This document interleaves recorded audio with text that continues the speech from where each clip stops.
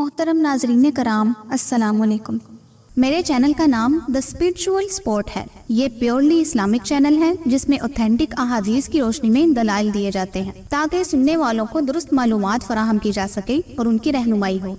ایک دفعہ حضرت فاطمہ رضی اللہ تعالیٰ عنہ کا برائی ہوئی حضور صلی اللہ علیہ وآلہ وسلم کی خدمت میں آئی۔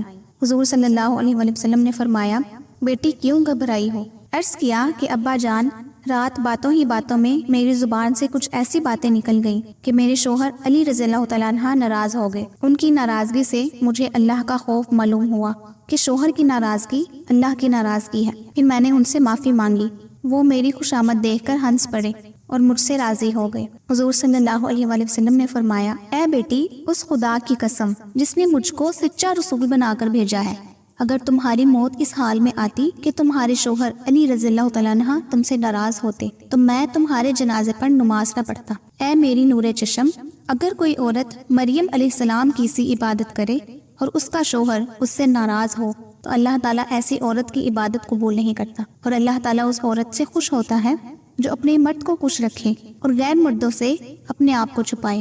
رحمت عالم آپ کی شان عظیم کہ ہم غلاموں کو رہنے سہنے اور برتاؤ کرنے کے بھی طریقے بتلا گئے، میاں بیوی کے اختلاف اور جھگڑے مٹانے کے قاعدے بھی سکھا گئے، اجڑے ہوئے گھر بسا گئے۔ ہم سب کو حضرت فاطمہ رضی اللہ تعالیٰ عنہ کے حال سے سبق حاصل کرنا چاہیے۔ اسی طرح حضور صلی اللہ علیہ وآلہ وسلم نے فرمایا کہ جو عورت 7 روز تک اپنے مرد کی دی ہوئی تکلیف برداشت کرے گی تو اس کو 700 برس کی عبادت کرنے کا ثواب ملتا ہے، اور دیندار عورت اپنے مرد کو بادشاہ بنا دیتی ہے کہ بے جا خرچ نہیں کرتی، ہر حالت میں صابر و شاکر رہتی ہے، جس کی وجہ سے مرد پریشان نہیں ہوتا۔